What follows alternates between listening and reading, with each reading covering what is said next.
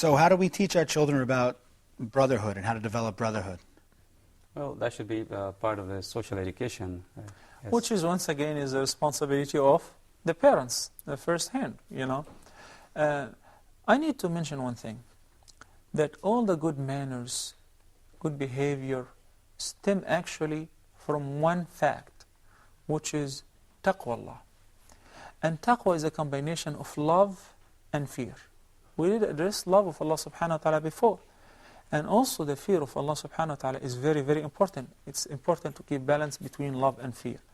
So a part of the responsibility of the parents towards their children is to teach them about the social manners. For instance, the unity and the brotherhood which you're talking about. This is a part of our deen. Allah subhanahu wa ta'ala says, إِنَّمَا الْمُؤْمِنُونَ إِخْوَةً.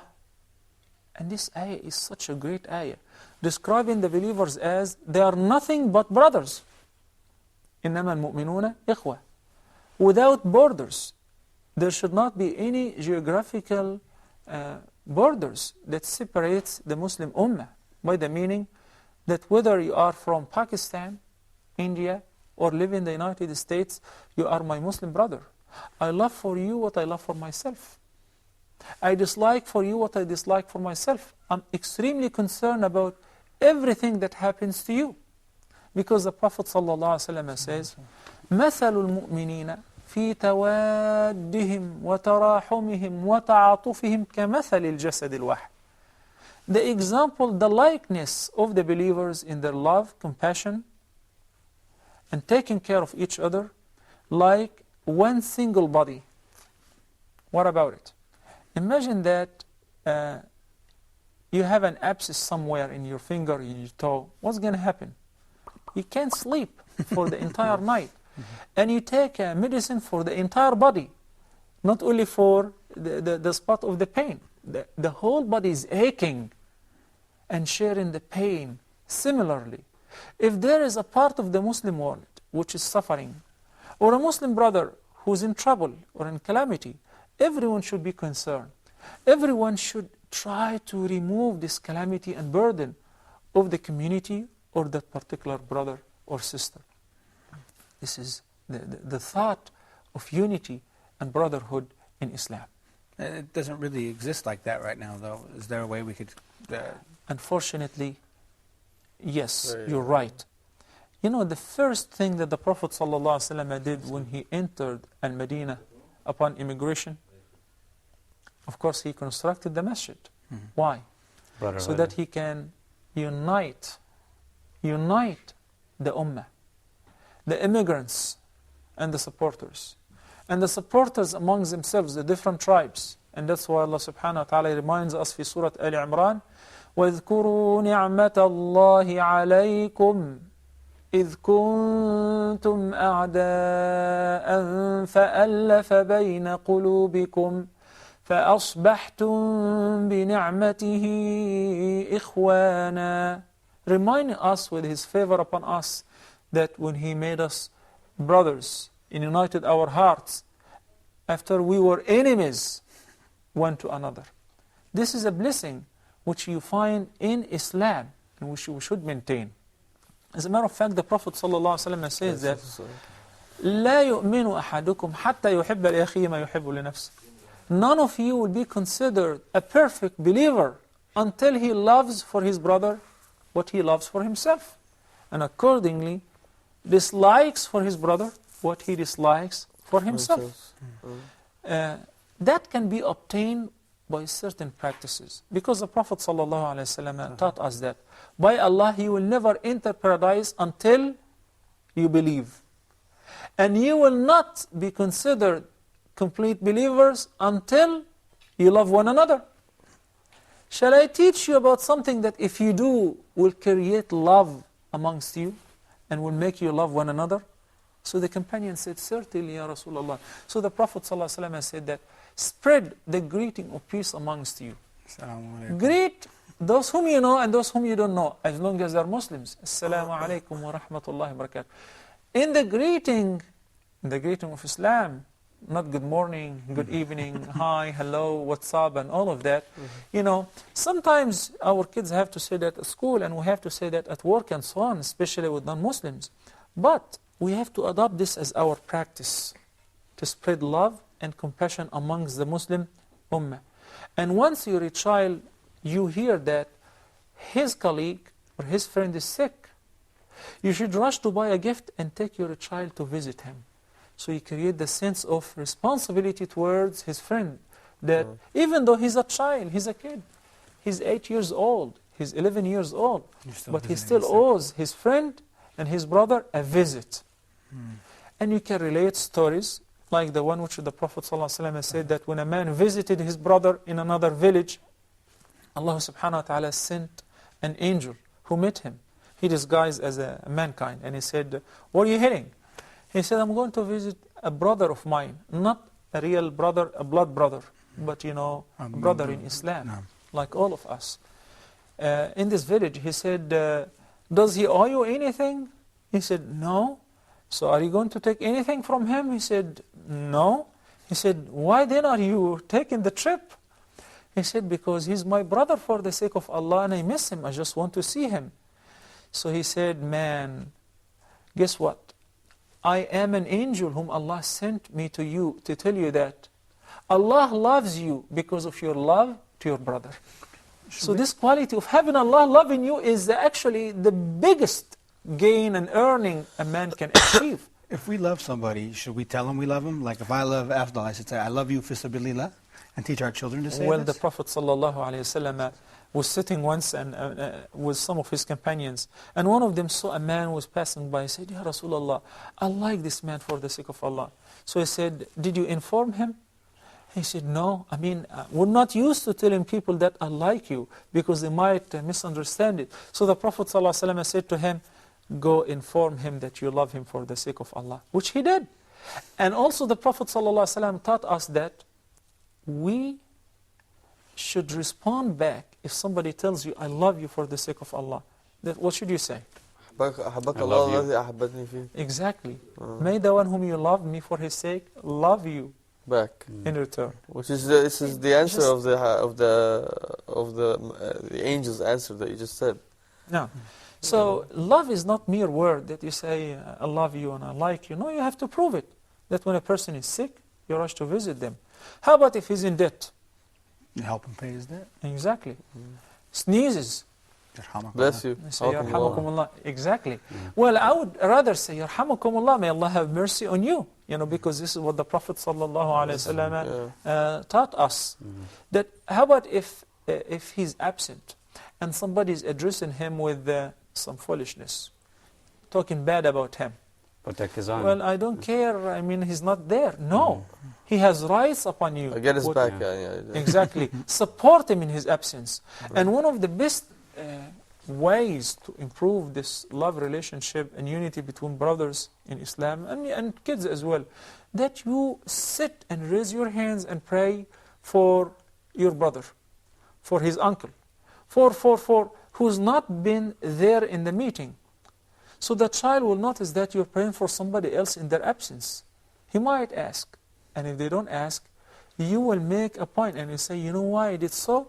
Because the Prophet ﷺ said that there is a great reward in praying for your brother in his absence." Then you can start a lecture. But you don't start it as an independent lecture. You take it as an incident which came by accident. Then you elaborate on that. The importance of concerning about your brother in their absence. Praying for them. Sharing with them the joy, happiness, and sad moments as well. So if you know that they have a situation, somebody died, somebody's sick, you share them they're feeling. With sorrow. How about if your brother travels?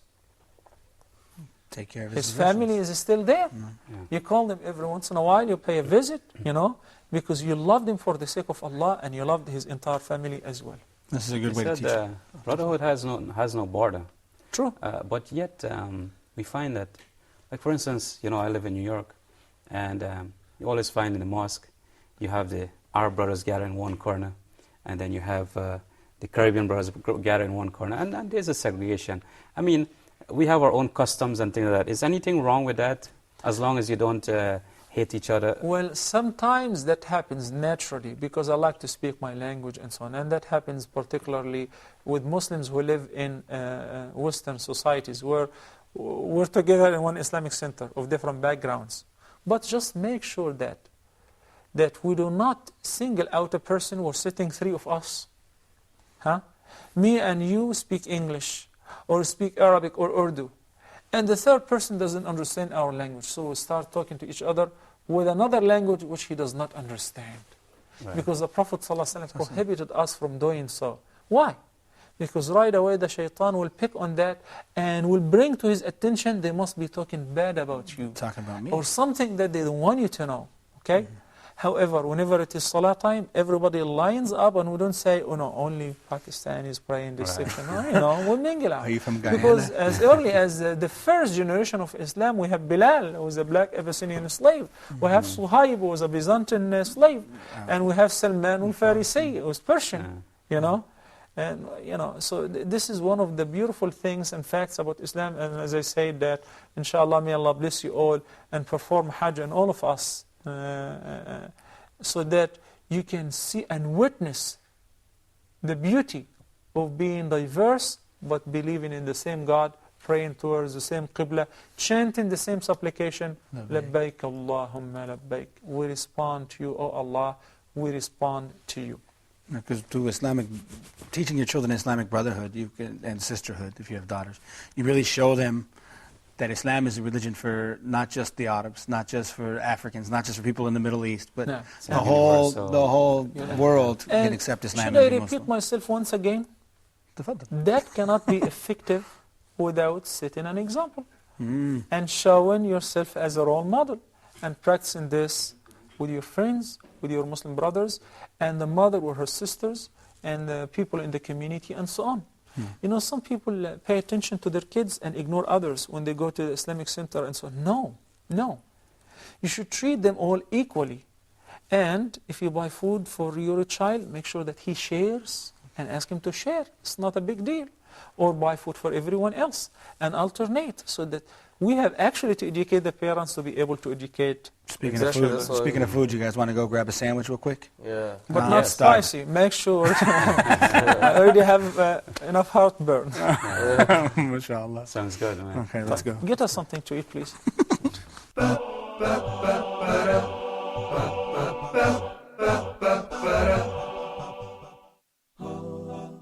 Huda TV strives to bring you, our viewers, the best in Islamic programming. Please send your comments and suggestions to feedback@huda.tv.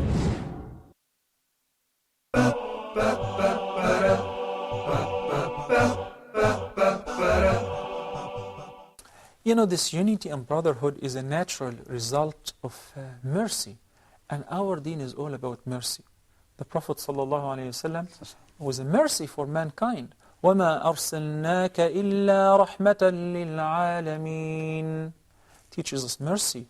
And he says, sallallahu alayhi wa sallam, الرَّاحِمُونَ يَرْحَمُهُمُ الرَّحْمَنِ Those who have mercy, the most merciful will have mercy on them. You get to be rewarded for the same kind of action you do. So if you have mercy, Allah subhanahu wa ta'ala will have mercy on you. And I recall here a very interesting story that, in Cairo, when Amr ibn al-As was actually the Sahabi who conquered Egypt and entered Egypt, he asked his companions to build a fustat, or a tent for him, which they did. As he was ready to leave, they found that there was a pigeon, a bird, which landed on top of the fustat. So Amr ibn al-As hated to disturb the pigeon and said, just leave it, forget it. And they did not take off the tent. That's Around, merciful. exactly, around this fustat, people started building, homes and houses and tents and so on. And from there stemmed the whole great city of Al-Fustat. You see, subhanallah. SubhanAllah. This is very, very interesting. And I think it teaches us also to be merciful upon animals also, not only humans. Like the woman like the man and the whale who went down to drink water, No. and he came up. No, Yeah. Allah have forgiven him all his sins because he offered the water to a dog. So mercy with animals is a very important aspect that the Prophet ﷺ emphasized on. The opposite to that is woman what the and the Prophet cat. ﷺ said, the woman with the cat. That a woman have imprisoned a kitten. She did neither feed her nor let her go out so can find food here or there. So the cat died. The Prophet ﷺ said that, guess what happened to this woman? دخلت امرأة النار في هرة. She entered the fire of hell. Hellfire. Why? She tortured the Because she tortured the cat. The Prophet ﷺ taught us even a merciful way. When you come to slaughter, there is a technique, an etiquette of slaughtering an animal. I mean, you're killing the animal anyway, but no. If any of you is about to slaughter an animal, you have to rest it on its side and sharpen the knife. And never slaughter an animal before another animal, because you're killing the animal twice. That's what they do. A lot of people, they do Not that. only You're not that, supposed to know. you know how sometimes you see in Eid that the butchers sharpen the knife before the animal. This is very wrong. Yeah. This is very wrong and they it's slaughter prohibited. their heads like in front of all the animals. Like, And No, this is very wrong. This is haram to do this. Well, I wouldn't say it's haram, but it's not the etiquette that the Prophet it's not ﷺ mercy taught us. upon animals. He 'cause taught gets us, terrified. Yeah. Whenever any of you is ready to slaughter, فَلْيُحِدَّ أَحَدُكُمْ شَفْرَتَهُ وَلْيُرِحْ ذَبِيحَتَهُ. Let him sharpen his knife so that it will go fast and easily. Second, let him set his sacrifice or his animal in a comfortable position, the most comfortable position, and not to be slaughtered before any other animals. if we're supposed to be this way with animals, how should we treat one another? Exactly. You know, Yeah, you don't have that- a mind, you don't think, but how we treat That will each other. take us to the concept of ithar. You know, ithar is a very, very high quality. You cannot really find in any community, but they have to be a believing community. They have to be taught by Prophet Muhammad sallallahu alaihi wasallam. Al-ithar is unselfishness, is to give precedence to others over your own self, over your own needs. Can you just imagine that? You see somebody whom you don't know, and he wants something that you wanted to, and you give it to him, you give precedence and preference to him over your own self? Can you imagine that? That once the Nabi sallallahu alaihi wasallam was sitting in the masjid, and there was a man who came, he was hungry. So the Prophet sallallahu alaihi wasallam sent to his wives, if they have anything to offer, they said, you know, that for several days we have none but water. And he was the Prophet sallallahu alaihi wasallam. So he actually asked his companions if any of them would be willing to host their guest. There was this man who sent to his wife a message that we have a guest. She was worried because they only had the food of the kids. They did not have even food for themselves. So he said, no one, just put them to sleep. We have to take care of the guest of Rasulullah sallallahu alayhi wasallam. Then he took him home. And he asked her to turn off the light, the lamp. And they sat breaking the bread and making noise with their mouth as they are pretending that they are eating with him. So the man ate, and he was satisfied. In the morning, as they went, the man and the host went for Salatul Fajr. The Prophet ﷺ received them with a cheerful smile, saying, Allah is amazed at what you and your wife did to your guest last night. So Allah had already informed Prophet Muhammad ﷺ. Then Allah subhanahu wa ta'ala revealed an ayah في Surah Al-Hashr saying, وَيُؤْثِرُونَ عَلَىٰ أَنفُسِهِمْ وَلَوْ كَانَ بِهِمْ خَصَاصَةٌ وَمَنْ يُوقَ شُحَّ نَفْسِهِ فَأُولَٰئِكَ هُمُ الْمُفْلِحُونَ. And guess what? I'm not going to give you the meaning of this ayah. You need to go and search for it في Surah Al-Hashr. The story is very interesting, and the meaning of the ayah is so great. You know, and that's why I remember once in the school, You know, sometimes we reward the kids by giving them prizes, candy and so on. So there was only one lollipop. You know, Big trouble. Yeah. Only one lollipop. And every girl wanted that. So that brought to my mind and my attention the fact that I should treat this problem, which is selfishness. I want it, I want it. If there's only one, guess what? So next class, I taught them about a very interesting story, which took place post the Battle of Al Yarmouk, where one was looking for his cousin. He found him, and he was injured seriously, and he was dying. So he rushed and he gave him water to drink. He left the water to his mouth and he was ready to drink, and he heard somebody else was in pain.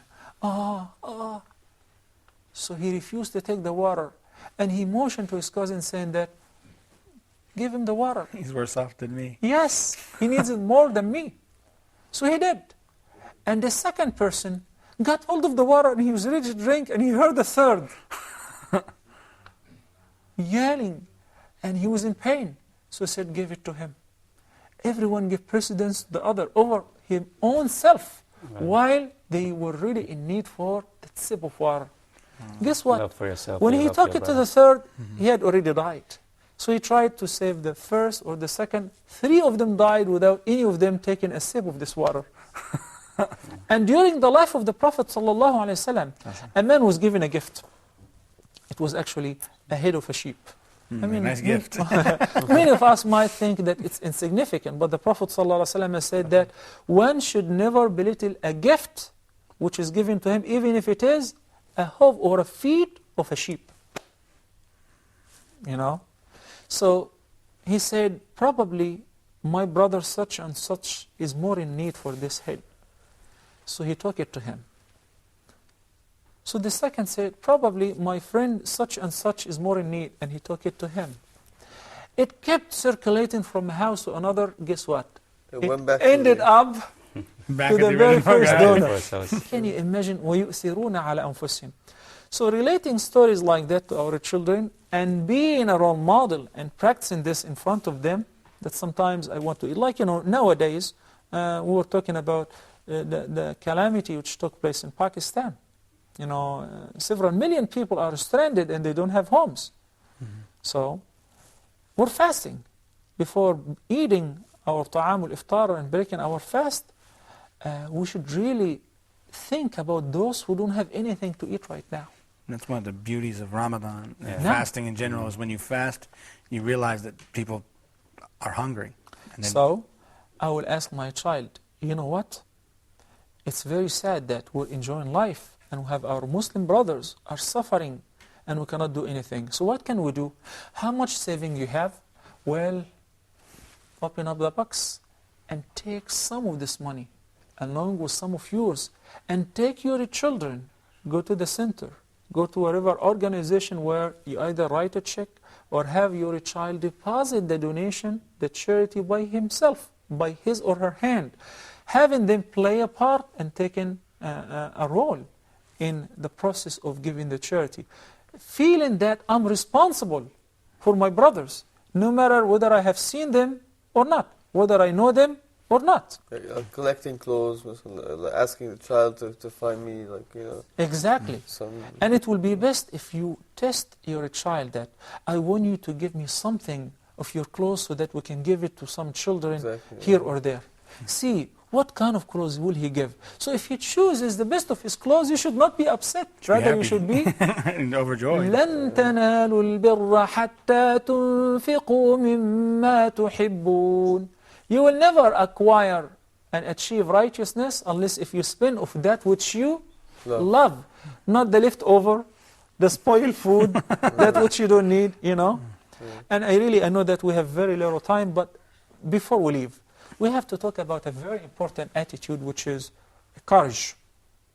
We said that you should not always scare your children, no, rather should give them trust and confidence and make them...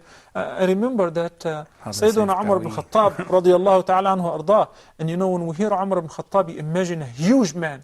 And he was the Khalifa. He was walking once in one of the streets, and the kids saw Umar ibn Khattab. Everybody ran away, took off.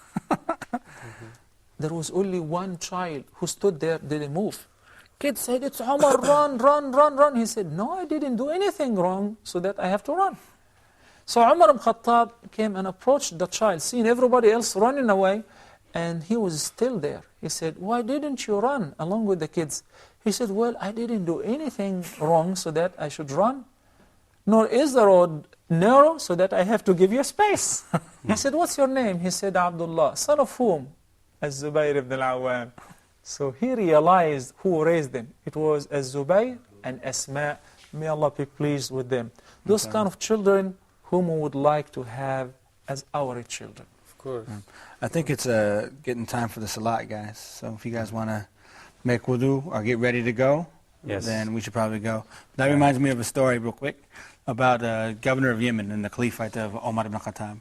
And Omar gave him a bunch of money because he was poor, but he gave it out. So Omar found out that he gave all the money out, so he gave it to him again. And his wife said, oh, wallahi, we have all this money now. You gave that out, but now we have this new money. He said, it would be better for us to give it away. So the Sahaba rushed to give away all their possessions. That is true. That's a good lesson for our children. That's true. Brother, I thank you so much for hosting us at this beautiful house. May Allah fill it with iman and reward you for that. Ameen. Thank you so much. Jazakumullah khairan. And see you inshallah next time. Inshallah. Assalamu Jazakumullah alaikum khair for coming by. Assalamu alaikum.